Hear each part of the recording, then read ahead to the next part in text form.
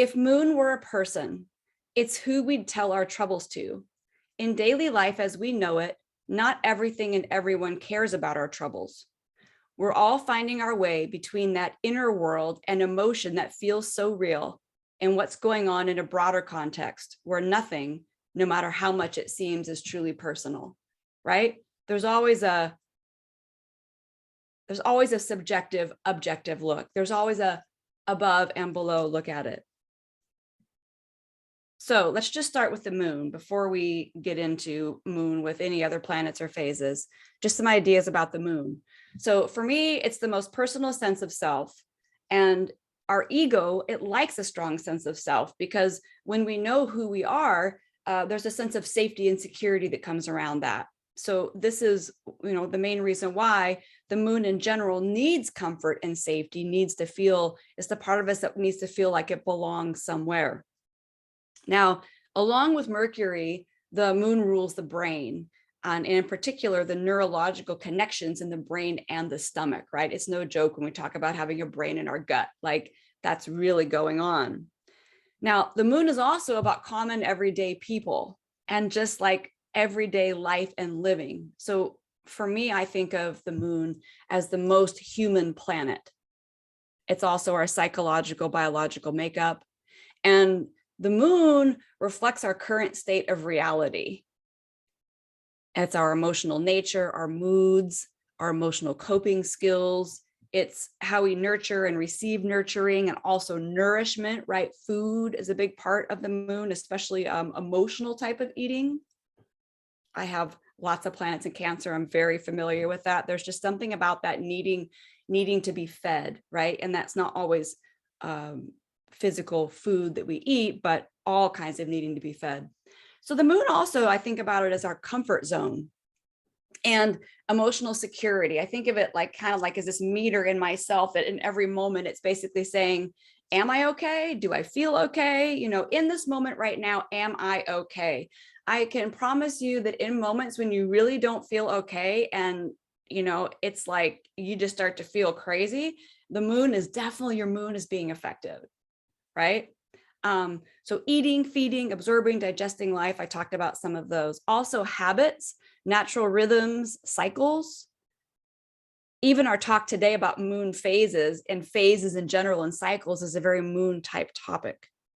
And the moon also is linked with memory, and in particular, our personal history. And what I mean by personal history is our emotional experience of the past, right? Not factual experience, emotional experience of the past. And some people say that our soul goes back to the moon between lives. And so the moon holds past life memories. So Tara, yeah. Sorry, can I ask a question? Of course, yes, please. Okay, so some of this, it's like, okay, so can you just explain a little bit or touch on the evolutionary astrology part of the moon being associated with the ego and not, because in other forms, like, you hear the moon as like we're talking about here, the soul going back and all of that, but then how does that go into the classical sense of the ego? Well, I'm not a classical astrologer, so there's somebody better than me to speak to that side of it, right? Mm-hmm. I can say from the evolutionary astrology side of it, we look at moon as that part, and then we look at the south and the north node of the moon mm-hmm. to look at past, like, this is the best, easiest way I know to say it. If the moon, when I say ego, all I mean is the separate sense of self. Okay. Right. So I'm not using it in some, certainly not in any way of like, a good, bad thing or whatever. I'm just saying it's literally ego is the part of ourselves that is separate. This is me as a separate thing. And so when we look at the south node of the moon in evolutionary astrology, those are the personalities that we've created in past lives. Mm-hmm. And then the north node is who and how we're trying to develop into our separate sense of self. Mm-hmm. So I don't know if that helps a little bit. What I mean by ego is just really like the most separate sense of self. Mm-hmm. Okay. And if that doesn't mean that I don't consider the sun to have certain ego aspects, I do. But I look at the sun a little bit more of as a spirit essence. Interesting. Yeah. Okay, thank you. Yeah, that was actually going to be the second part of the question about the sun and its relationship and all of that. So thank you very much. That was a great explanation. Yeah. And Kaylin, also too, with the sun being the sense of purpose, the sun has a feel of pulling us forward, Mhm. and the moon always has a feel of pulling us back. Again, please don't. There's no good to me. That this is no right, wrong, good, bad to any of this. Right. So I want to make very clear to everyone, so everyone knows, like, I don't buy into dignities, or this thing is elevated here, this is better here. Like, I really am a full equal opportunity astrologer across the board. But I think of the sun, I do think of like to use Joseph Campbell's terms, like that's our hero's journey, right? That's how we're growing and moving into yeah. So I hope that helps. That was great. Okay, cool. That's great. Thank you. Yeah, absolutely. So and so you can, when I was saying the part about how some people say that the soul goes back to the moon between lives, you can see how that would fit with and I actually don't know if that was an evolutionary astrologer who said that or not originally, but you can see how that would tie in with South Node of the moon, holding our past karma, if you will. And again, I don't mean karma in any kind of negative way, just simply holding, the past life cause and effects, or the past life experiences that we've gone through, because at least the way that for me, we are consciously and unconsciously creating an identity every moment, right? And so when we work with the moon, we can be looking at past sense of that and a future sense of that. I mean, here's the thing with ego, right?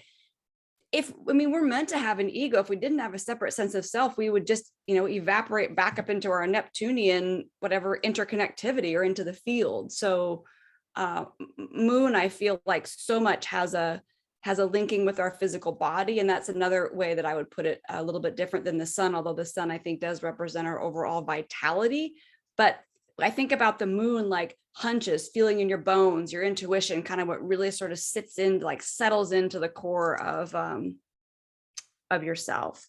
And the moon also, being so linked with the nervous system, so sensations and reactions to the environment, right? That's also a big part of what our moon self is working with. And I mean, it's the mysterious part of ourselves. It's magical, it's soulful, it's subconscious, and it's ever changing, just the same way that the moon and the sun go through their dance and we see it look different ways. That's us all the time.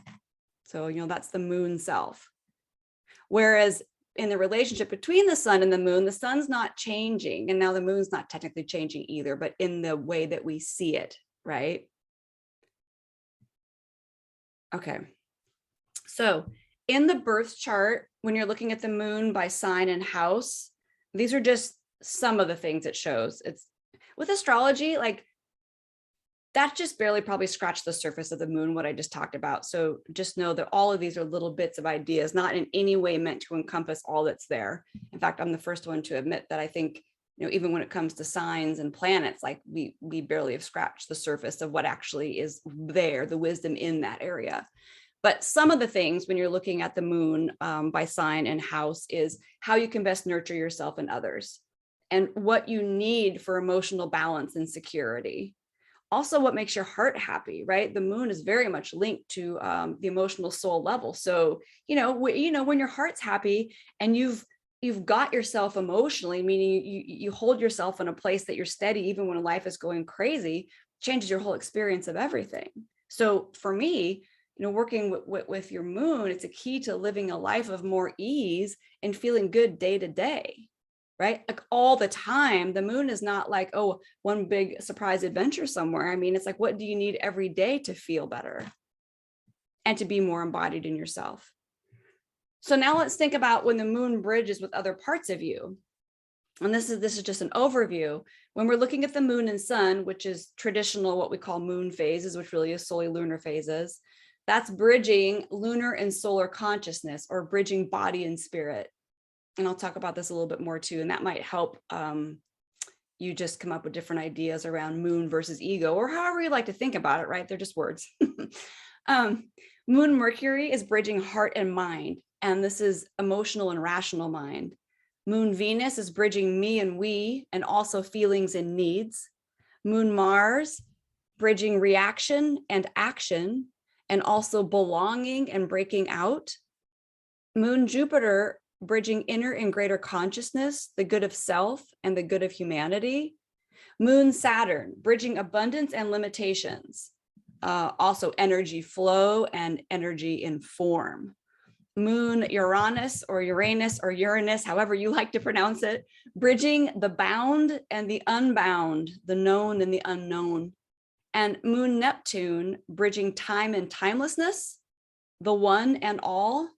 And then finally, Moon Pluto, bridging ego and soul, consciousness and unconsciousness. So now, when Ashwin and I were coming up with these, you could imagine we could have come up with a lot of different things for these. So, we had to pick something and narrow it down. It doesn't mean there weren't other possibilities that we entertained. We definitely did. And for each of these pairs, the phase they're in reveals where you're at in the evolutionary growth cycle between them. So how is your moon, which I'm saying ego, but plus so much more, how is that moon integrating with other parts of you? And you can get like a really, really deep dive, good information by just looking at the phase between the moon with each of these planets. Okay, so this is just a little, you can let you see during the, in the book ideation process.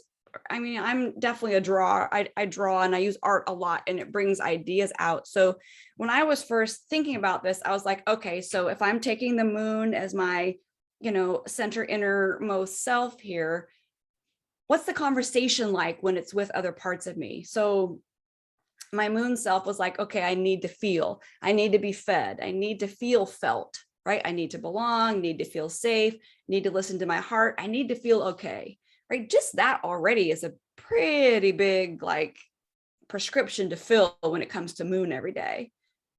And then while that part is doing its part, here comes Mercury. Tara, Yeah. Sorry, we have a question on the last slide. Are these pairs aspects or just phases? Just looking at phases, but if you have aspects, that adds another dimension. Okay, so this is not to exclude the aspect, but everybody has a phase, whereas not everybody's going to have an aspect with an orb. Okay, gotcha. And then the next question, follow up, how do you find the phase? Yes, we're going to get to that.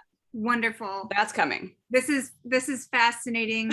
You love it so far. So. Oh, good. Thank you guys. Keep asking the questions. It's great. And it helps me do better. Just so you know, like truly your questions, I can't tell you how many times that it's a question that's helped me really improve something. So I'm very appreciative. All right, back to the guy, the moon that has all the needs. So Mercury then pops into that moon, that emotional moon part, and is now like, well, what about the logic? What actually makes sense? How do we solve the problem?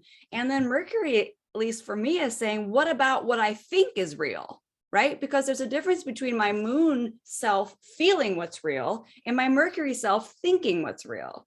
And then here comes Venus. What about the we? Now I got to worry about my relationships and other people, right? What about the rules of those relationships? What does it mean to be a partner? And then Mars is like, what about the part of me that needs to get the hell out of here and just do what I want to do? What about what I want? And Uranus, what about just letting all these rules, habits, and ideas go, right? I just want full freedom.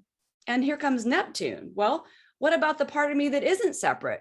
Because another part of me actually knows that I'm really not. I'm just interconnected with everything else. And then the Neptune part of me says, what if none of this is real anyway, right? So for me, this was just getting a start on what's going on inside of us all the time if we were to break it down. And I'm well aware that we're not actually broken down into parts. I think one of the downfalls of how we work with astrology is we have to break it into little pieces, which I get because that's what we need to do to understand it. But nothing operates in a little piece. It's all happening together, right? So it's always a tricky business when we talk about my Cancer sun, because my Cancer sun is never doing something by itself or feeling something by itself. All right, so now we get into cycles. So synodic cycles. Cycles are the changing relationship between two moving bodies, any two moving bodies. And the word synodic relates to the conjunction between planets or any cosmic bodies. And a synodic cycle begins at the conjunction, ends at the next conjunction, right? They come together, they go apart, they come together. And when we look at cycles in astrology, it helps us see where we are in the process. And in that particular process, and I want to emphasize that we're in many simultaneous cycles at the same time. If I start thinking about this too much, it's just too much for me. So, but just know that just because we're looking at one cycle doesn't mean that that's not in a bigger cycle and in another cycle. I mean, it's all happening. And when we work with cycles, it also gives us a bigger picture, right? So not just what's happening right now, but when did that thing get started? What's the overarching theme and intention? And when will this current cycle end, if there is such a thing as an ending? So in a cycle, we can work with the phases in the cycle to reveal the phase of growth and development we're experiencing. We can decipher based on what phase it is. Are we at the beginning? Are we in the middle? Are we at the end? Because in relationships, think about how different it is when you first meet someone versus when you've been living with them for 20 years. And phases help you see that within the parts of yourself. I think it was evolutionary astrologer Mark Jones who talked about conjunctions, meaning, if it's a new phase conjunction, it's like people sitting on the couch together for the very first time. They've never met, right? If it's a balsamic, and don't worry if you don't know this yet, we'll get into it. If it's a balsamic conjunction, which means they've been together for the whole cycle, it's like an old married couple, been there forever, right? It's a different feel. And when you can kind of see that a little bit, you can have more compassion and understanding for yourself and others where you're actually at.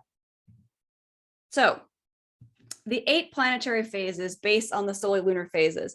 This is totally based on Dane Rudhyar's pioneering work, The Lunation Cycle. I mean, and if you're into this and don't already have his book, it's like God on this material. So huge credit there. All planetary phases are based on the moon's relationship with the sun. And we call that the solar lunar cycle. So, people call it moon phases, but the moon is not doing anything by itself. It's all about the relationship between the sun and the moon. And the sun moon solar lunar cycle starts with the new moon phase and it completes with the balsamic phase. Some people call balsamic the waning crescent, just different names for the same thing. And regardless of the 2 planets or the 2 cosmic bodies that we observe in a cycle, the basic cycle and development are going to be the same, right? There's always a beginning, there's always a growing or a waxing period, there's always a point of fullness or that we call culmination, and there's always going to be a decreasing or a waning, and then an ending or a closing, right? It's just like life. I mean, to understand phases, you just look at any life cycle. Look at from things in your garden, look at to projects, look to relationships, look to the own life and death process that we all go through. This really is, astrology is just a tool for looking at energy. You don't have to know astrology to understand this stuff. Astrology is just a language to talk about it. All right, so the phases, and then we're going to get into how to determine the phases. So there are 8 total phases, and they each encompass 45 degrees of the 360-degree zodiac.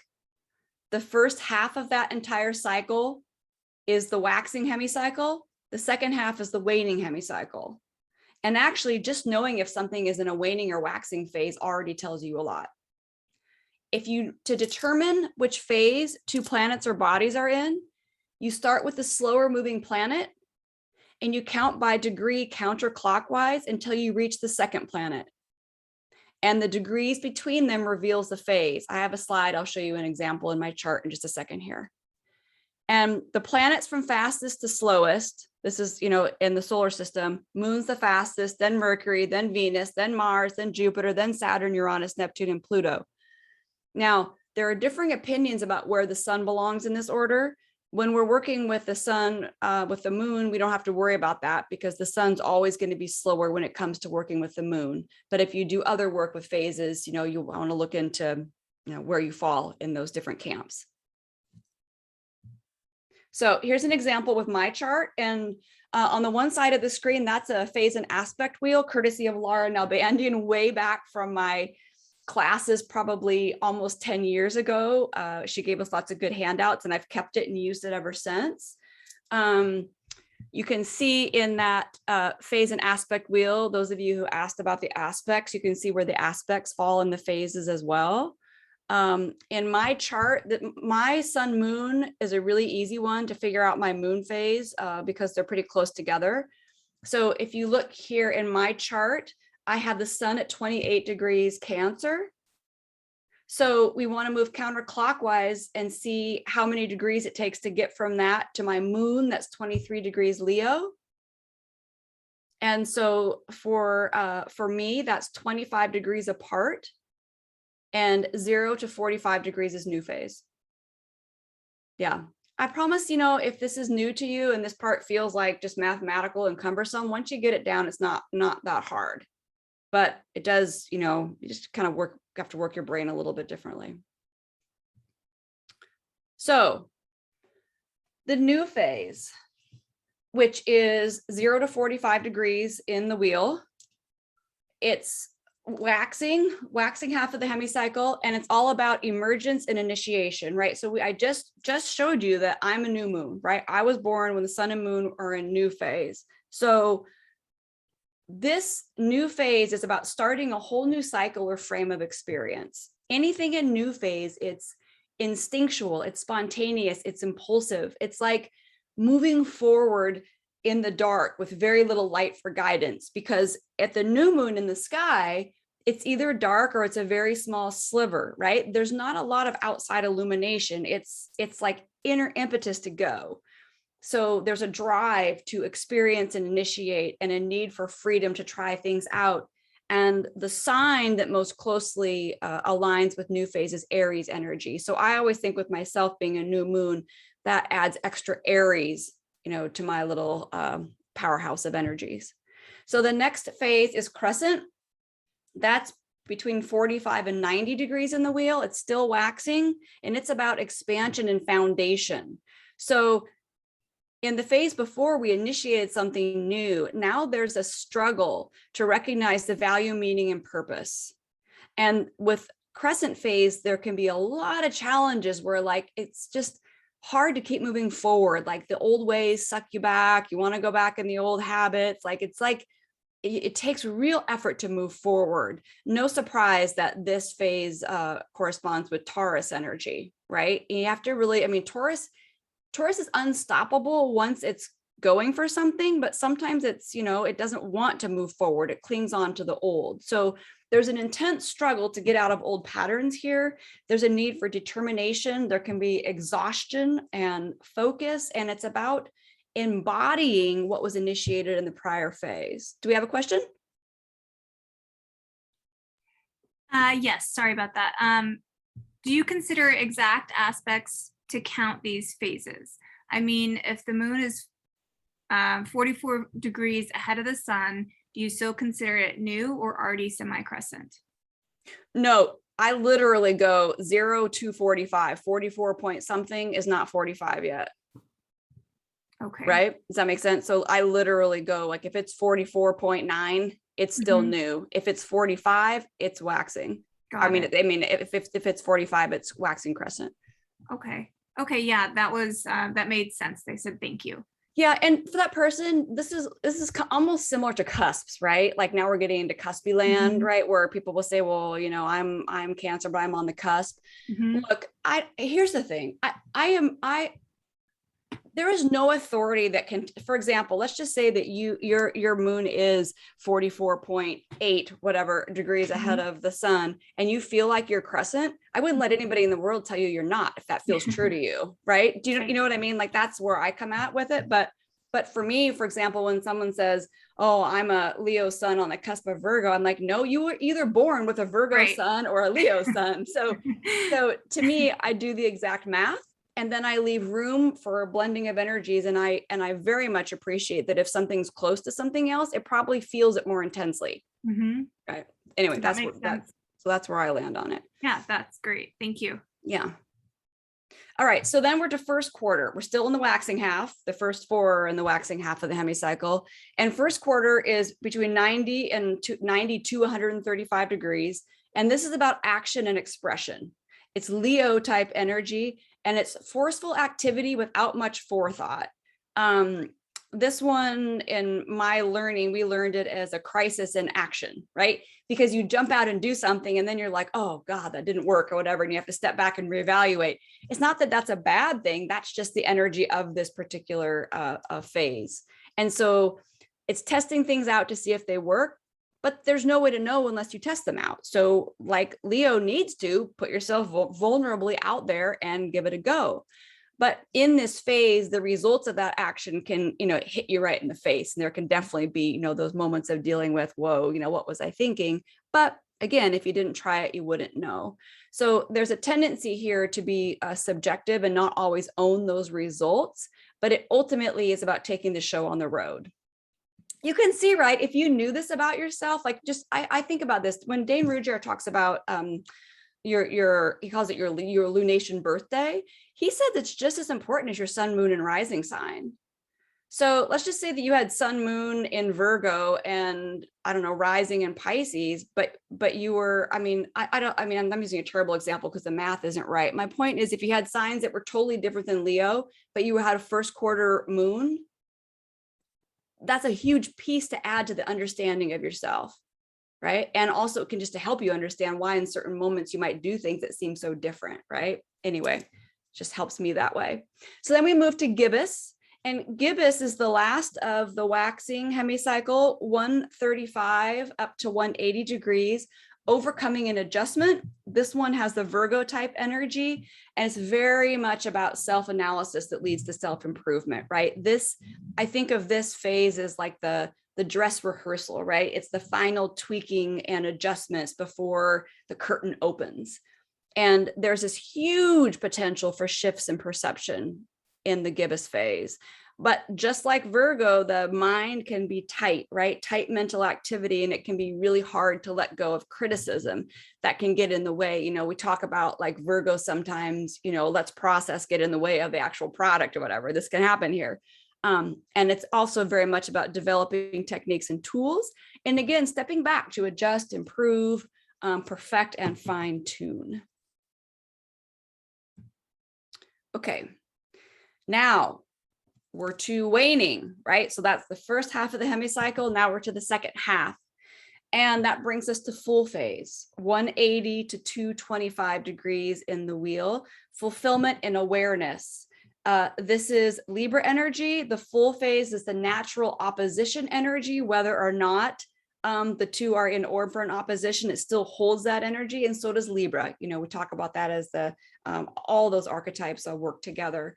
At this point with full phase, it's like it's a culmination or else the inability to go on, right? It's like that peak point, but not everything works out. So sometimes it's a decision to say, oh, the thing I did or the thing I birthed, the thing I put out there in the world maybe isn't what I wanted. I'm just saying that's a possibility. In full phase, it's learning through the mirror, right? And so there's a real tendency towards projection in this phase. So to be aware of it's just really helpful. There's a social and intellectual emphasis. Certainly relationships are a big learning through, growing through, experiencing through relationship is really important in the full phase. And at this point, the results of the entire waxing cycle are visible, right? So it's like everything we did through new and crescent and first quarter and gibbous, now all of a sudden we see the results. We see what came from that. And so we're recognizing and learning what to do with those results in full phase. And that moves us to disseminating. And disseminating, some people call waning gibbous. People have some different names for these. In my evolutionary astrology training, we always called it disseminating. It's we're still in the waning, right? And it's 225 to 270 degrees in the wheel, demonstration and contribution. And this one has a Capricorn energy feel. Now, if you haven't already picked up on this, there's 8 phases and 12 signs. So I know that a few of the signs are not woven in here as key energies. And, you can play around with that for yourself. Sometimes I feel like the disseminating phase has a little bit of Scorpio plus Sagittarius plus Capricorn. Anyway, the door's open for more conversation. Combination there. It's a powerhouse for sure. So demonstration and contribution. This is really in disseminating phase. It's about presenting and making use of what you've learned. So there's definitely an element of working within the rules and structure of society and sharing knowledge and wisdom, but it's ultimately about making whatever the results of whatever you've created, made, whatever the thing is, whether it's an inner outer thing, making that useful and meaningful to society. And what can happen in this phase, one thing that Lara Nalbandian used to share in our classes, she would say this can be like rearranging deck chairs on the Titanic, right? It's going to go down anyway, but you keep trying to somehow present it or rework it differently, even though the ship's going down. So there's this element here of conditioned responses start to break down. It's like you start to see through the system, but at the same time, you still have to work in the system. You can see why I can feel Scorpio, Sagittarius, and Capricorn in here, right? They all, I can feel it all in here. But ultimately, this is reaching a maximum growth point and recognizing it, right? There's going to be a point where there's nowhere further to go. And that's a classic Capricorn thing and feeling. Okay, the last two, last quarter, or the waning half moon, some people would say, 270 to 315 degrees. Reorientation and awakening. This is a big punch of Aquarius energy. And you know, when I was talking about how the first quarter can be a crisis in action, the last quarter phase can be a crisis in consciousness, because sometimes for the first time we see something for more of what it actually is. And that's startling sometimes and turns our whole belief system upside down. The last quarter phase is about seeing oneself in the context of a greater good. It's a pinnacle of self-identity and individuation. And it's about accepting responsibility for actions and understanding the results. There's all the things that you think about normally with Aquarius type energy, the potential for insight, innovation, liberation from the past. It's a last push to reach a successful outcome. Now, I'm going to talk about letting go in the next phase, but I'm going to tell you that in my personal experience, I feel like the majority of the letting go oftentimes happens in last quarter. And by the time you get to balsamic or the waning crescent, it's actually more of a dissolving. And so again, it's not that I don't think there's letting go in the last phase. I do. I just, the more and more I work with it, I just feel like that actually comes a little bit before. Do we want to do a quick question now, or do you want me to finish balsamic, Kaylin? There are no questions as of now. Okay, cool. So Yeah. let's get the last one in here. So the balsamic is closure and releasing. It's the end of the wheel, 315 to 360. And this really is completion. It's reaching the end or dying. And I'm saying dying, no, not to be in some sort of scary way. I just mean whatever it is. If it was a crop, for example, it would be dying away and going back into the earth. So there's a sense of social destiny and an urge to sacrifice here. This phase is very Piscean in nature. So there's a slowing down, a withdrawing, a receding, a fading, dissolving that I mentioned earlier. And so this letting go of the past and surrendering to the unknown. You know, when I think of surrendering, oftentimes when we say the word surrendering, we think it means we're going to have to give something up. Like, I think of surrendering more as surrendering to something new, right? And so in this balsamic phase, it's like the veil is thin. And I sometimes call this like the compost pile, because it's about preparing to produce the seed that's going to birth the new cycle. So being really mindful about what to keep in the compost pile that will nurture the new seed versus what is old baggage that just needs to go is really important here. Dane Ruggiero, when he talks about this phase and Pisces energy in general, he talks about bringing things to a meaningful end, you know, and that even if, you know, he talks about that, I think he says, you know, it's almost like you turn and face the past, and if you can, you know, you bring things to a meaningful closure. If you can't, you literally face it, those ghosts of the past, and you step away from them, knowing that you will be reconfronted with them later when you're ready to approach them. But in the meantime, you can't stay in the in-between because you need to move on. Okay, what time are we at? Okay, cool. Here comes the giant slides I was talking about. We're going to start with Moon, Sun. And in this case, that's bridging lunar and solar consciousness or bridging the body and spirit. So here's the thing with the luminaries, the sun and the moon. They have a relationship that's different from the moon and the other planets. And this is because the sun and moon are a team, right? They are a sacred union of energy. It's the lights within the moon and the light without the sun. And I always remind myself, moonlight is sunlight. I mean, just think about that. Even just like feel that within yourself for a minute. Think about your chart, think about your sun and your moon. Your moon is sunlight. The moon reflects the sun. They're not separate things, right? The sun gives light, it's asserting, and the moon takes and reflects light, it's receiving. But it's the integration of giving and receiving light and energy that creates life. That's what we're looking at with the moon sun together. So looking at them together in your chart and by phase, it shows how you're naturally wired to create and receive yourself and everything around you. It's also how you balance your private emotional needs with a sense of identity and purpose in the world. And very literally, the way Dane Rudhyar talks about it, the moon is about living, the sun is about purpose. So when you put the sun and moon together and look at the phase, that phase shows you how you naturally and how you can best live your purpose moment to moment. So the moon sun phase shows how you're integrating these aspects, where you are in the process. It also shows which one, the sun or moon, is more dominant.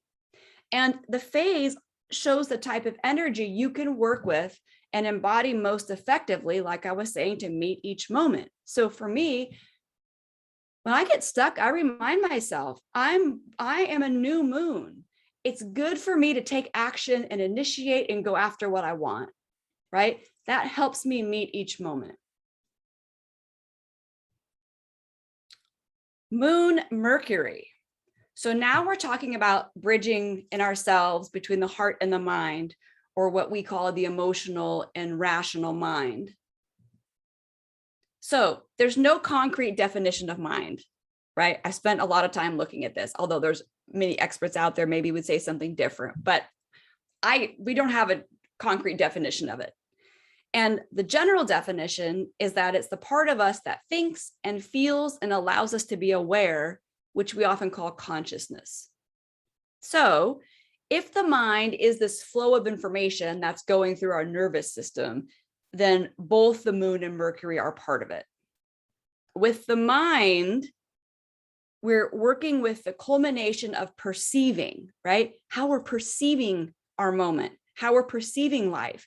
And both the moon and Mercury perceive, they just do it differently. It's interesting because they're both personal, they're both subjective, they're both quick to change, but the way they do it is different. So one thing that struck me was that in chemistry, Mercury, the element, and fresh water, which we link with the moon, they don't mix. Mercury just sinks to the bottom when you put it with fresh water. So the Buddha teaches that all we are is a result of our thoughts. And thoughts come from both the head mind, Mercury, and the heart mind, moon. So here's moon and Mercury in me or in you, both trying to define reality. But the moon, it doesn't care if it makes sense, right? It just feels what it feels. The logical mind processes and the heart mind responds. Your moon Mercury phase shows how your perception keeps changing and developing. And it also shows how you are integrating logic and emotion, or what we call thoughts and feelings oftentimes, and where you are in the process.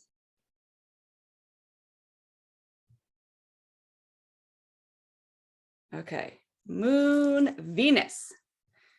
Now, with moon Venus, we're now bridging me and we, or myself on my own versus me in relationships, and then also feelings and needs.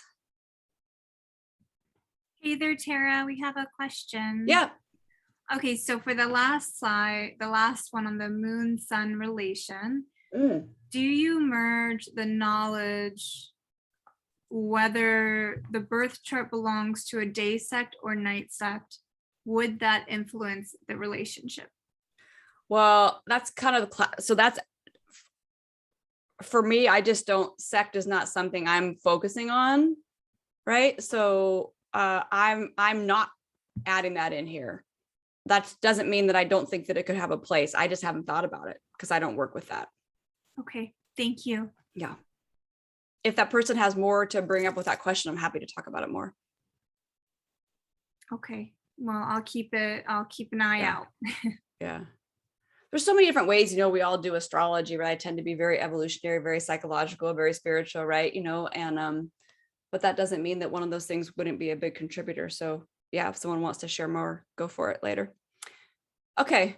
So Moon Venus, back to Moon Venus. So Moon and Venus, they're both yin, right? Or what we call feminine. It's just these days, every time we say feminine, people think female, and that's not what we mean by it. So I've kind of gone back to yin, or sometimes I'll say day night.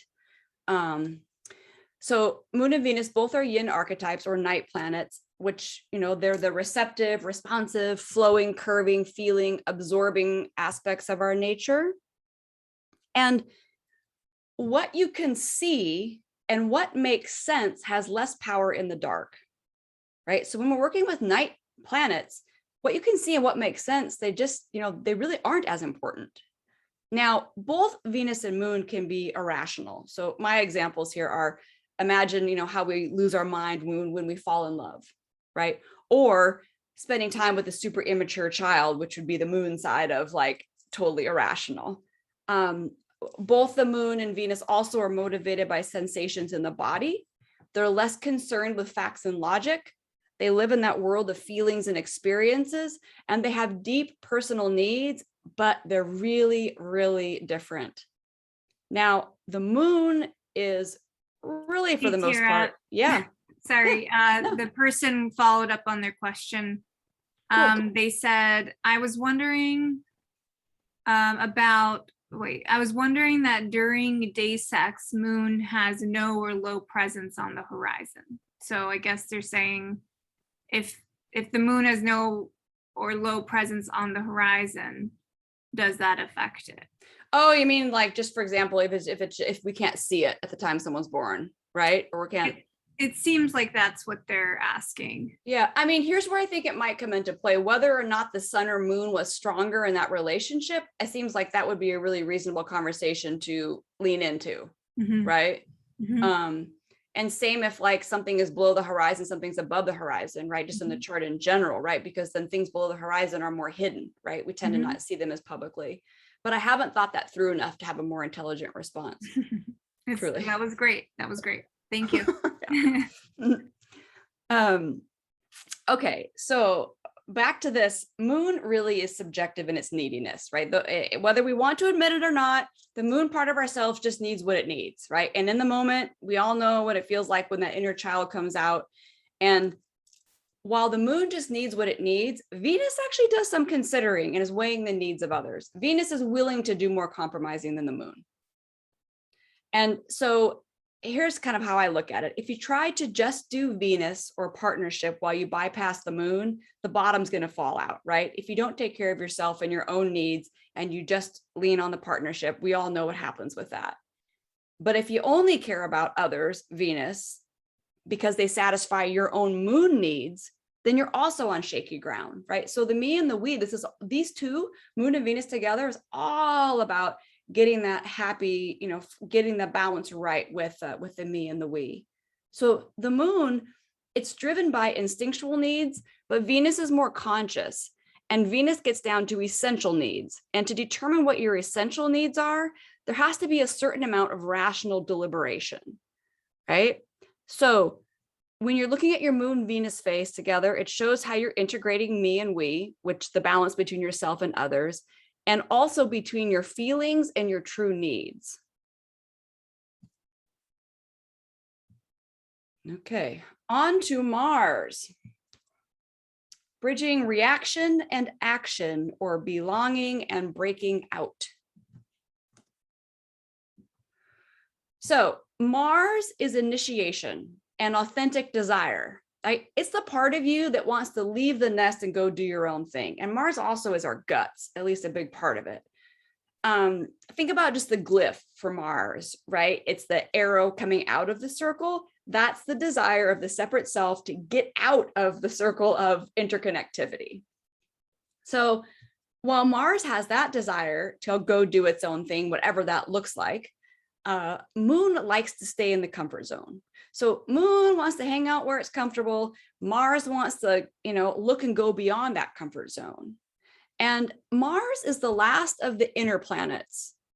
And so it's placed in this interesting middle ground. It's like a transition point from the inner planets to the outer points. It's moving away from home. So if we think of the moon as being our inner home and Earth as being our physical planetary home, right? Mars is moving away from those. Now, both Moon and Mars are reactive, but Mars is yang energy, and it needs to actively assert itself, right? It needs to go for it, and it needs to move on it. So Moon could spend forever reacting to life, meaning like life's coming at me. I'm just reacting to what's happening. Oh, he said this. Now I feel terrible. She did this. They did that, whatever, right?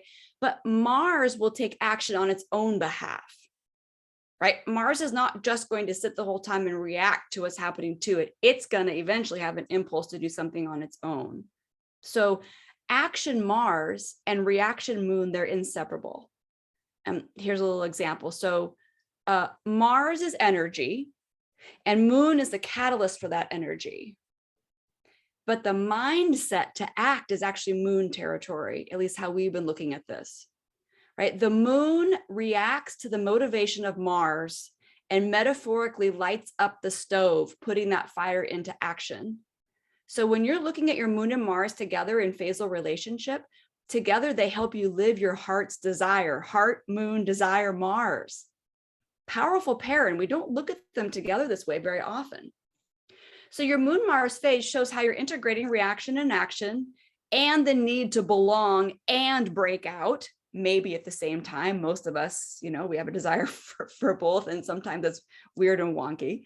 And then in general, Moon Mars phase also shows how you can make the best use of your energy, which is another super powerful thing as far as, as a catalyst into getting things done that you want to do, or initiating things that you've sat on and thought about for a long time, looking at how Moon and Mars work together and working with that energy. Yeah, it's a propelling force. And once the heart buys in Moon and Mars is running for it, like there's almost nothing that can stop that. Okay. Moon, Jupiter. Bridging inner and greater consciousness, the good of self, and the good of humanity. So the Moon-Jupiter cycle, it's about bridging the gap between our inner subjective thoughts and our more objective, expansive, broader thinking, like through higher learning. Jupiter is our path. I talk about Jupiter a lot as being our path, and it's our personal truth. And it's also, I've come to really feel and describe Jupiter as our natural frequency, right? The natural, if we were like I don't know, if I've actually, spent time describing what, if you have a Jupiter in Gemini, what is that natural frequency? What is that like? Are you in the frequency? Are you working with the frequency? So because Jupiter has so much to do, in addition to all the traditional things we know, with our natural sense of self. And Jupiter also reminds us why we're here, which takes us back to the path part. So there's a spiritual quality to both Moon and Jupiter.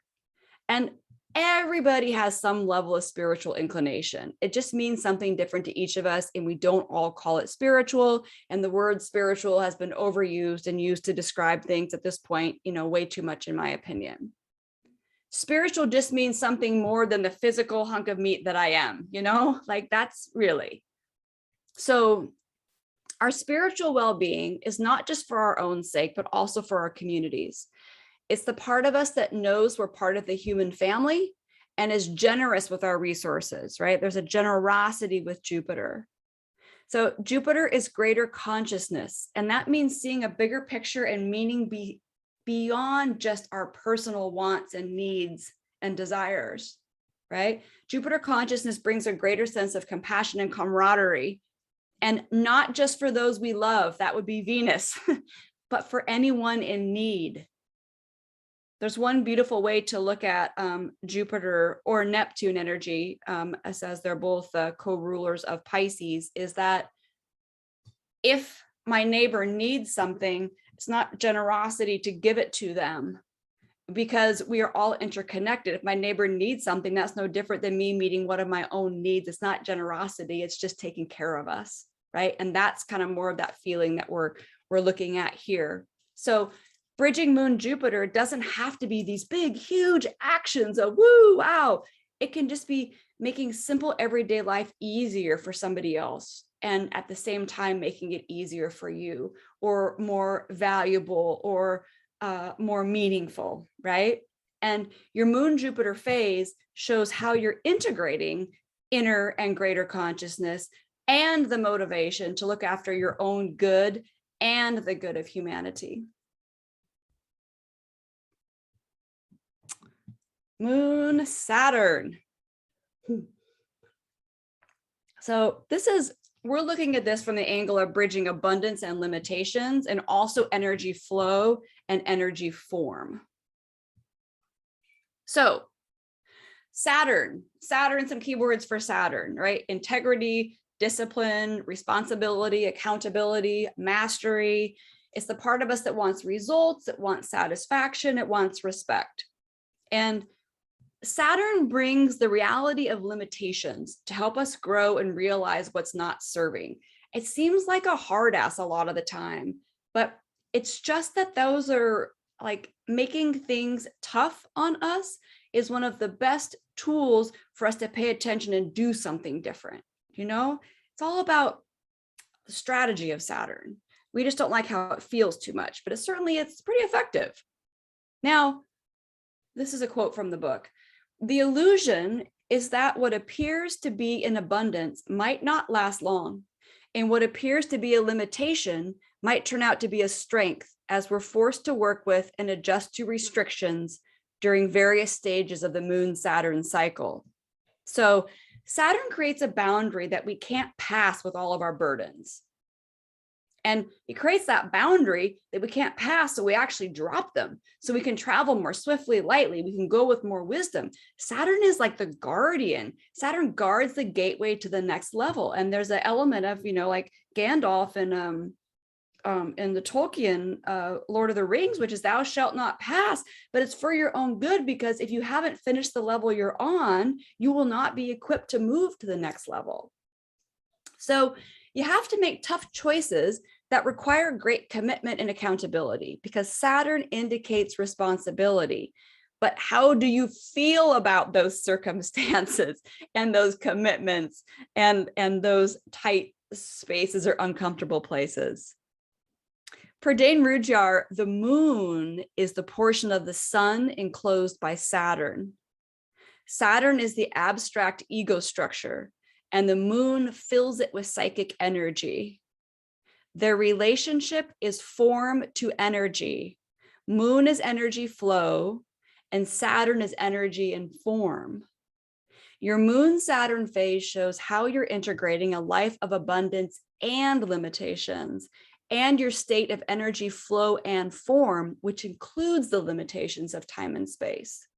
You can see how working with this energy could be major positive in manifesting, well, any manifestation work, right? Energy flow with energy and form.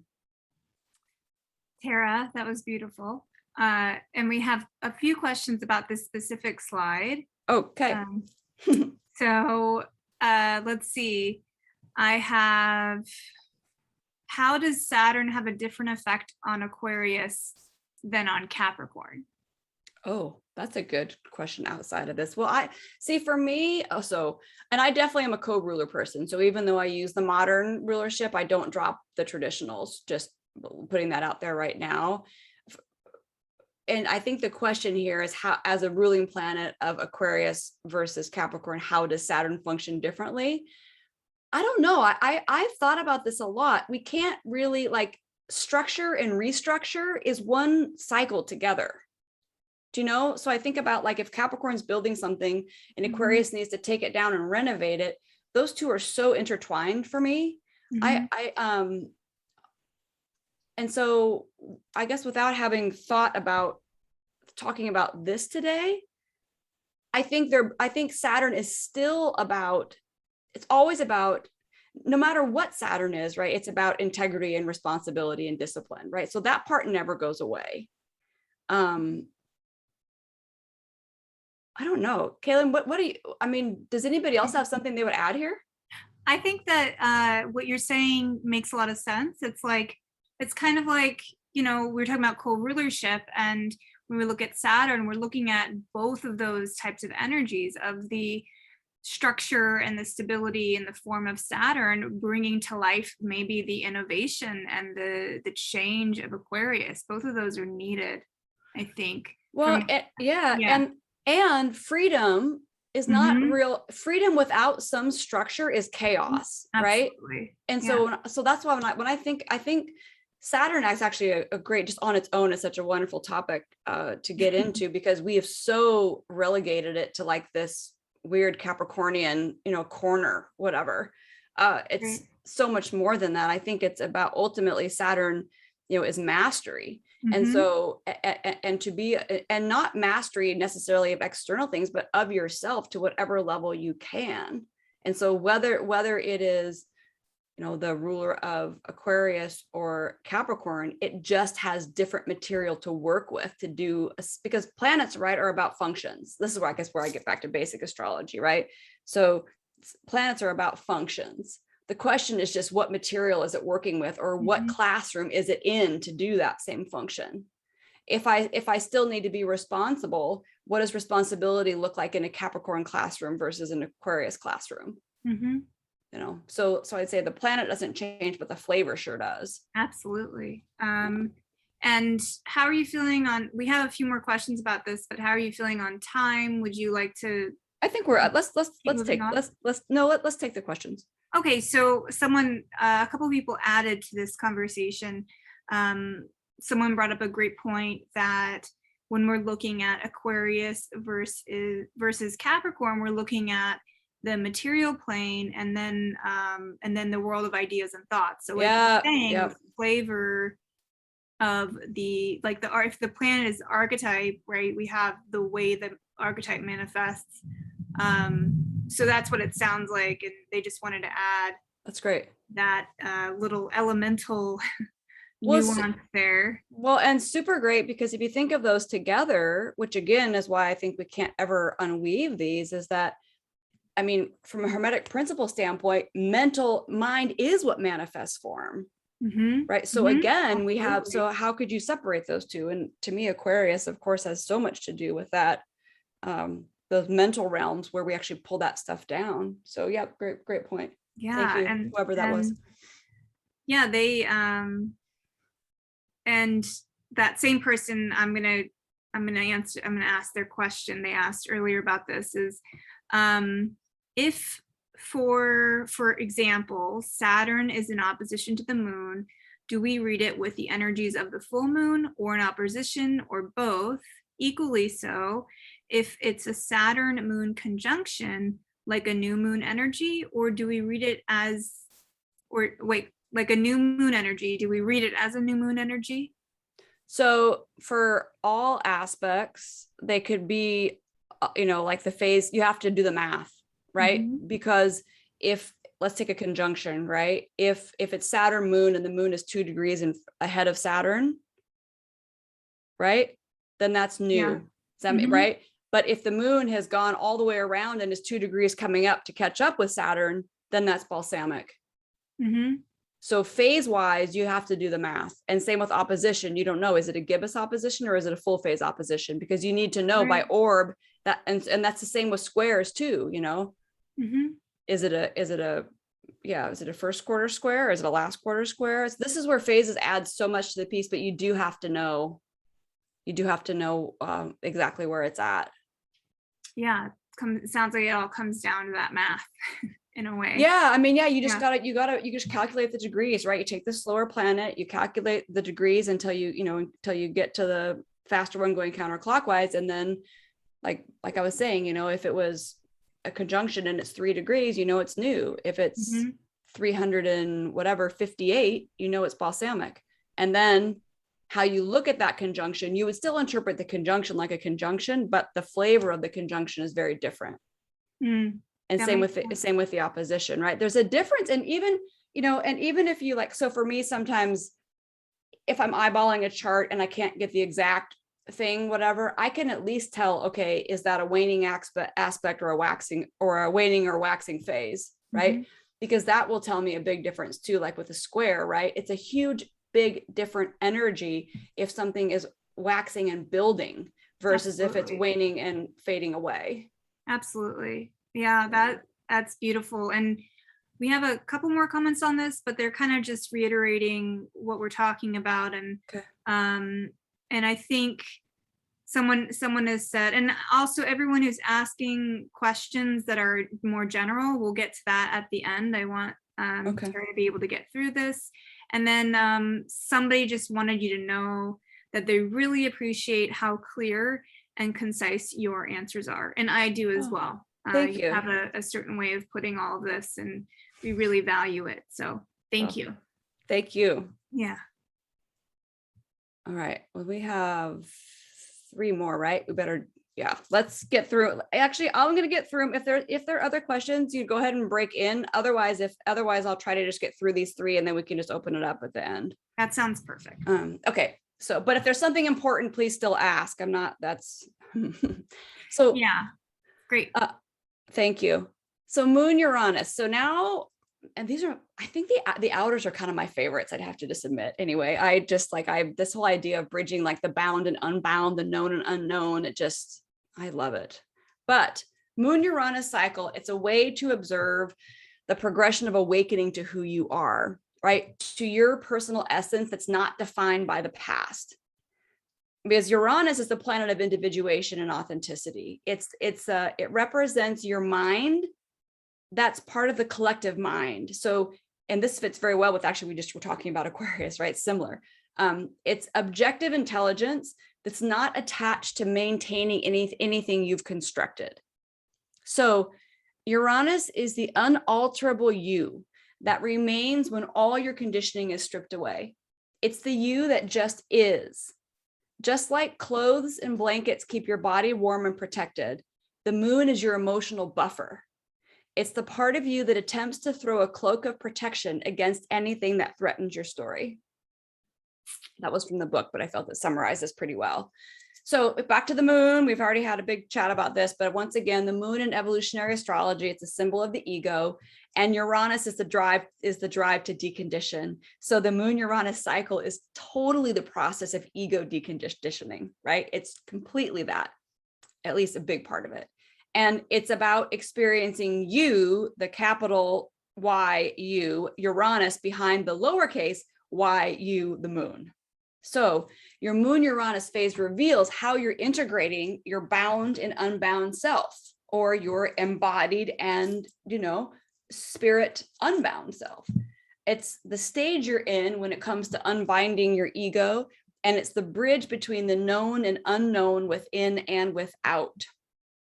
The moon Uranus phase also gives insight into how the you that you know and the real yet unknowable you are working together.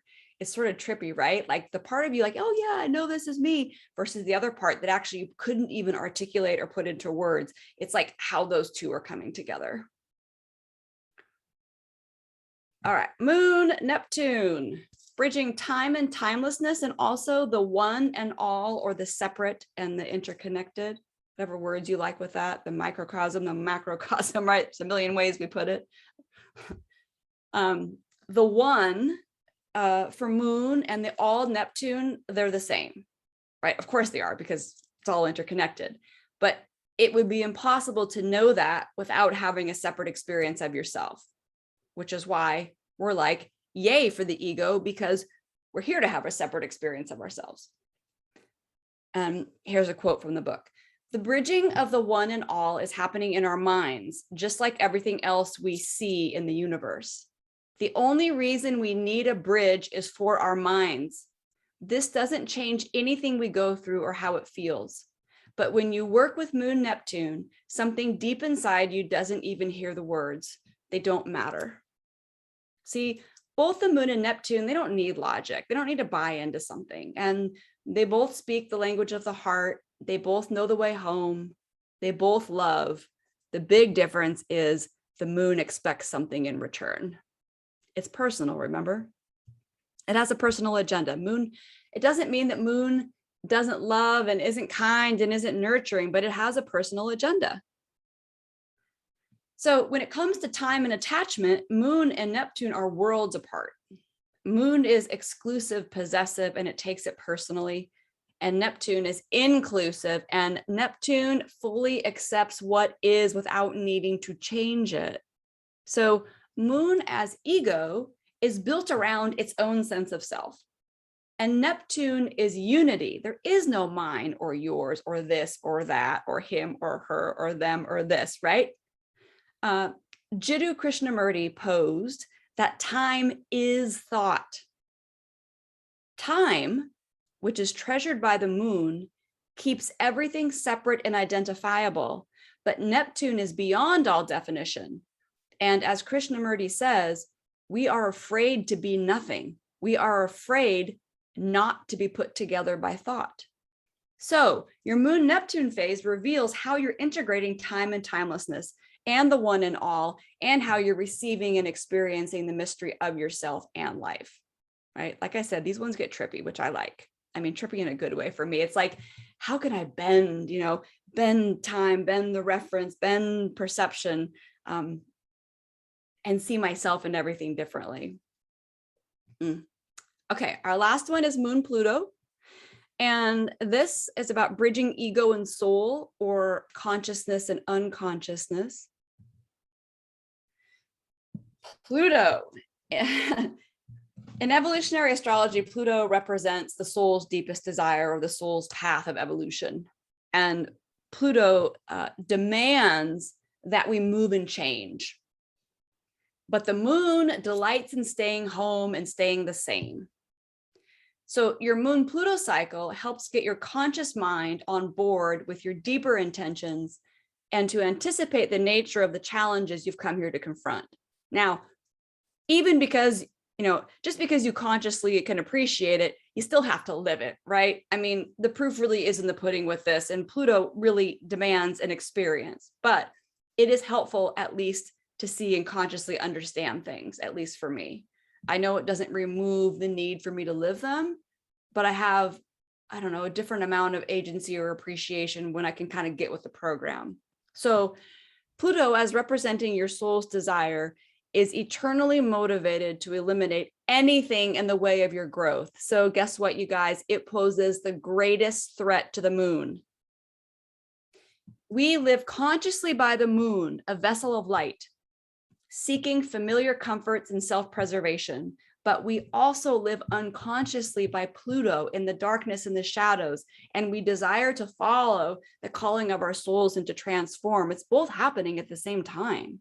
And Pluto can't do its soul work without something personal to lose. Like, what would be the point? And Moon can't lose anything that's real in the heart of the soul. So letting go is a requirement for Pluto. While it involves letting go of the past, it's really a letting go into something new. Bridging the ego Moon and soul Pluto is about getting to the bottom line of what you need at this point in your journey of self-discovery. Your Moon Pluto phase reveals how you are integrating ego and soul, consciousness and unconsciousness. And interesting, literally in the sky, Pluto crosses Neptune's boundary for 20 years of its orbit, right? It comes inside Neptune for 20 years of the orbit. It literally is a symbol of the awareness of unconsciousness. And so when we're working with Moon Pluto, there's that element there. So just in summary, new ideas and techniques, they open up your mind. And I can even tell, like in our conversation here, even if the questions aren't about this particular topic, looking at something in a different way brings up conversations about basic archetypes, brings up, because it's like a different angle of looking at it. So I really welcome that. And when we do that as well, it lets the planet speak more directly to and through us. And phases and cycles, they help us see how the parts of us in life work together, right? Nothing is happening by itself. Nothing is in a vacuum. It's all about relationships. And when you understand more about what's going on for you now, what you're doing, where you are, how you're doing it, how you're sabotaging your own self from doing it in a better way, it can better equip you for what's to come. And I think for me, this book is so much an honoring and a recognition of the moon. And it's a wonderful way to love your moon. And even if we don't want to admit it, our moon selves want that care and empathy. We want to be felt, we want to be seen, we want to be heard. And so this, I feel, is like one happy way of getting to the moon self. So, okay. So beautiful. That's it. Okay, well, that was amazing. You speak so eloquently and concisely, and yeah, I'm blown away, and I know other people are as well. And just before I dive into a few questions before we end, I just want to make sure, do you offer personal readings? Because we had a few people ask some personal questions, and great. So they just I do. This website. Yeah, or you can either go to my website, which is Tara Aal, TARAAAL.com, or you can email me at tara@taraaal.com. I definitely have a practice with clients, and I'm not teaching big classes, but I have small private groups of students. Yeah, So both. Okay, great. So now there are some questions that we couldn't get to, and we only have a few minutes. So let's see. I'm going to choose some. Kaylin, do you want me to stop the share? No, I think this is great. We unless you'd like to, I want people to know where to find you, if they want to, but it's up to you. No, that's fine. Okay. Let's see here. Okay. Simple question. Which house system do you use? I use porphyry, but yeah, because that's kind of what the Jeffrey Wolf Green School of Evolutionary Astrology does. But I'm entertaining Placidus again because, but porphyry is what I'm using right now. Okay, great. And then question. So you answered the question about the sect, and then you mentioned a brief little word about strength. Was there any differentiation there between above the horizon strength? Someone was asking about strength of the planet. So, and then this could get us into this long debate of a conversation, but I don't even know if I should use the word strength, because who's to say that something below the horizon is not as strong, just in a more inside way, right? So it's just, but there are definitely, we know, for example, we can look at people's lives who have the sun up in the 10th house, for example, right? And they tend to be very present out there, not necessarily stronger, but more present. So I'm just saying, I think it's worth more of a conversation around how would that weave in with this, right? Right. And even like that, like, because that's my situation, and it's even in that 10th house, like more concerned with being out there is part of that as well. So it's like getting into those questions. But anyway, I think you answered that. Let's see. Everyone who's asking this question about receiving the slides, yes, we will send them out with the recording. Let's see. Can you go over the calculation of the phases again briefly? If not, if it's too, okay.